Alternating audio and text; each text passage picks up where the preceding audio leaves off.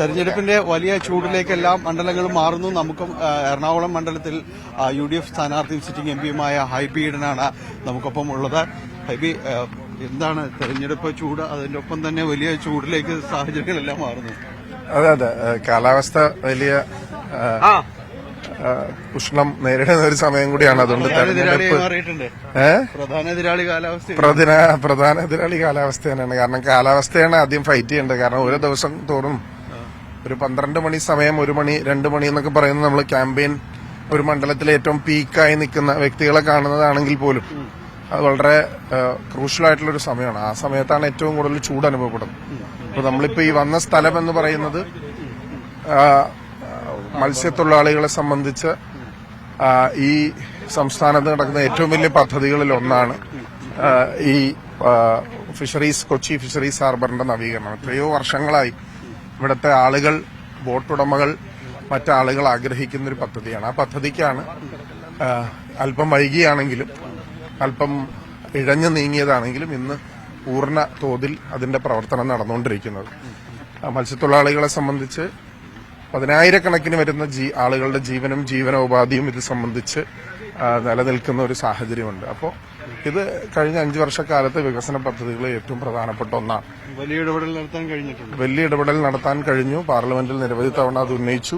അത് യാഥാർത്ഥ്യമായി. അത് തടസ്സപ്പെട്ടു, അതിലും ഇടപെട്ടു. മന്ത്രിമാരടക്കം port, shipping minister, fisheries minister എല്ലാവരുടെയും ശ്രദ്ധയിൽ ഇത് കൊണ്ടുവന്നു. നിരന്തരമായ ഇടപെടൽ ഇത് സംബന്ധിച്ചുണ്ടായതിന്റെ അടിസ്ഥാനത്തിലാണ് വീണ്ടും പോർട്ടും അതിന്റെ നേതൃത്വത്തിൽ വീണ്ടും കരാറുകാരന് വീണ്ടും വാർണിംഗ് കൊടുത്തിട്ട് വീണ്ടും ഇത് ആരംഭിച്ചത്.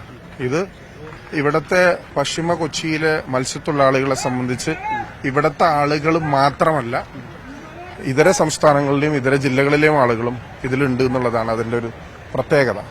അതുകൊണ്ട് തന്നെ ഇത് തെരഞ്ഞെടുപ്പിൽ വലിയ തോതിൽ ഒരു സ്ഥാനാർത്ഥി എന്നുള്ള രീതിയിൽ ഇതിന്റെ ഒരു പ്രധാനപ്പെട്ട ഇടപെട്ട ആളെന്നുള്ള രീതിയിൽ അത് ഗുണം ചെയ്യും ഈ പദ്ധതി കൊണ്ടുവന്നതിൽ നിന്ന് ഞാൻ കരുതുകയാണ്.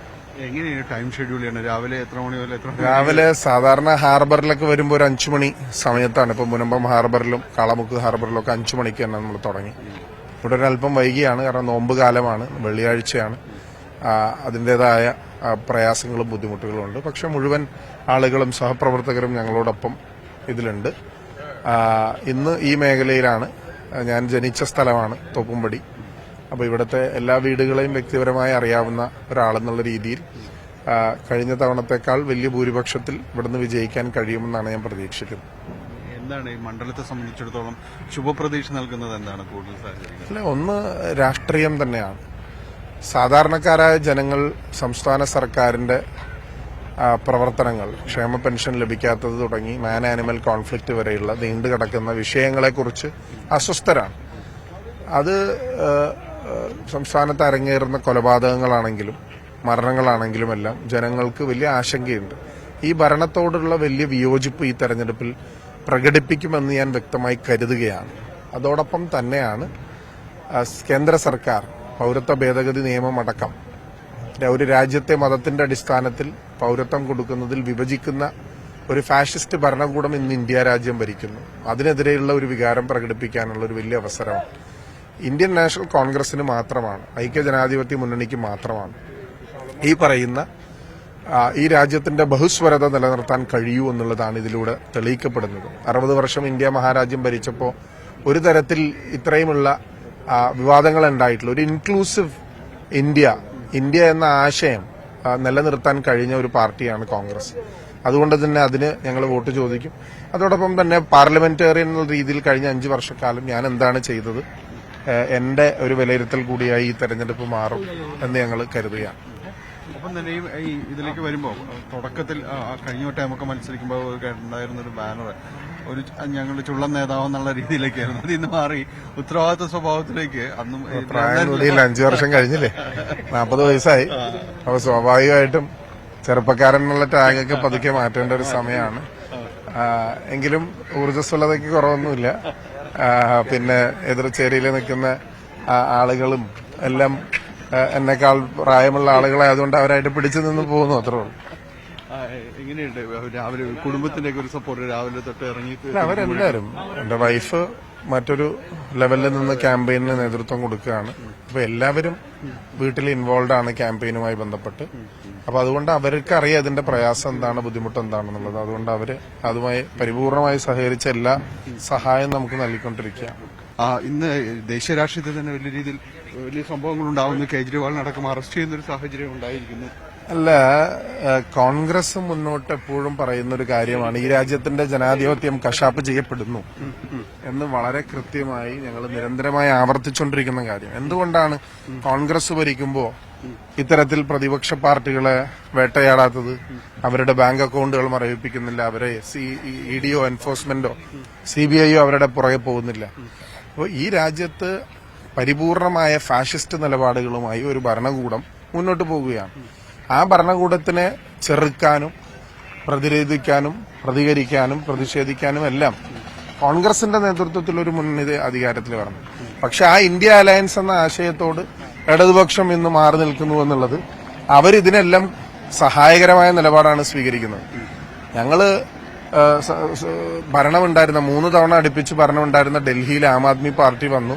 ഞങ്ങളുടെ പ്രവർത്തകർ നിരാശരാണ്. അവർ നേരിട്ട് ഫൈറ്റ് ചെയ്യുന്നൊരു പാർട്ടിയാണ്. എങ്കിലും അവരുമായി യോജിച്ച് തെരഞ്ഞെടുപ്പിൽ മത്സരിക്കുക. ആശയപരമായ അഭിപ്രായ ഭിന്നതകളും പ്രവർത്തകരുടെ മനോവികാരം തടഞ്ഞിട്ടുണ്ടെങ്കിലും എല്ലാം അതിൽ നമ്മൾ നിലനിൽക്കുകയാണ്. അപ്പോൾ അങ്ങനെ ഞങ്ങൾ പോലും യോജിക്കുമ്പോൾ ഈ ഇടതുപക്ഷ സഹയാത്രികരായിട്ടുള്ള ആളുകൾ ഇതിൽ നിന്ന് മാറി നിൽക്കുന്നു. രാഹുൽ ഗാന്ധി മത്സരിക്കുന്നത് കൊണ്ട് മാറി നിൽക്കുന്നു എന്ന് പറയുന്നത് സങ്കുചിതമാണ് അവരുടെ താല്പര്യം എന്നുള്ളതാണ്. രാഹുൽ ഗാന്ധി സിറ്റിംഗ് MP ആണ്, വയനാട് നിന്ന് വീണ്ടും മത്സരിക്കുന്നു.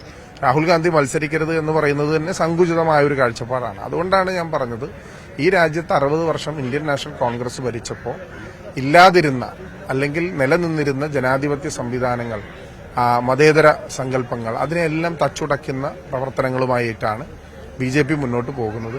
ഒരു രാജ്യത്തെ മതത്തിന്റെ അടിസ്ഥാനത്തിൽ പൌരത്വം പോലും തീരുമാനിക്കുന്ന ഘട്ടത്തിലേക്ക് വരുമ്പോഴും എല്ലാവരും ജനാധിപത്യ മതേതര കാംക്ഷികളായിട്ടുള്ള ആളുകൾ ഒരുമിച്ച് നിൽക്കണം എന്നാണ് ഞങ്ങൾ വീണ്ടും അഭ്യർത്ഥിക്കുന്നത്. അവസാനം കൂടി, കഴിഞ്ഞ തവണ വലിയ ഭൂരിപക്ഷത്തിനാണ് പാർലമെന്റിലേക്ക് ചെന്നത്. ഇത്തവണയും അത് മറികടക്കാൻ കഴിയുമെന്ന രീതിയിൽ തന്നെയാണോ? അല്ല, എനിക്കൊരിക്കലും ഒരു തെരഞ്ഞെടുപ്പിൽ ഒരു സ്ഥാനാർത്ഥിക്ക് ഭൂരിപക്ഷം, ഒരുപാട് ഫാക്ടേഴ്സ് ഒരു തെരഞ്ഞെടുപ്പിനെ ഇൻഫ്ലുവൻസ് ചെയ്യും. ഞാനിപ്പോൾ ഒരുപാട് തെരഞ്ഞെടുപ്പുകൾ മത്സരിച്ച ഒരാളാണ്. പക്ഷെ ഈ തെരഞ്ഞെടുപ്പിന്റെ സവിശേഷത എന്ന് പറയുന്നത് ചെല്ലുന്ന സ്ഥലങ്ങളിൽ ജനങ്ങളുടെ വലിയ സ്വീകാര്യത, അവർ നൽകുന്ന വലിയ സ്നേഹവും പിന്തുണയും, അത് വളരെ പോസിറ്റീവായി ഞാൻ കാണാൻ ആഗ്രഹിക്കുകയാണ്. എത്ര ഭൂരിപക്ഷം എന്ന് പറയുന്നത് ഒരിക്കലും ജനാധിപത്യത്തിൽ ഒരു ശരിയായ നിലപാടല്ല. അതുകൊണ്ട് തന്നെ അത് നമ്മൾക്ക് മുൻകൂട്ടി കാണാൻ കഴിയുന്ന ഒന്നല്ല. പക്ഷെ വലിയ ഭൂരിപക്ഷത്തോടുകൂടി വിജയിക്കുമെന്നാണ് എന്റെ പ്രതീക്ഷ. എല്ലാ ആശംസകളും നേരുന്നു മുന്നോട്ടുള്ള യാത്രയ്ക്ക്.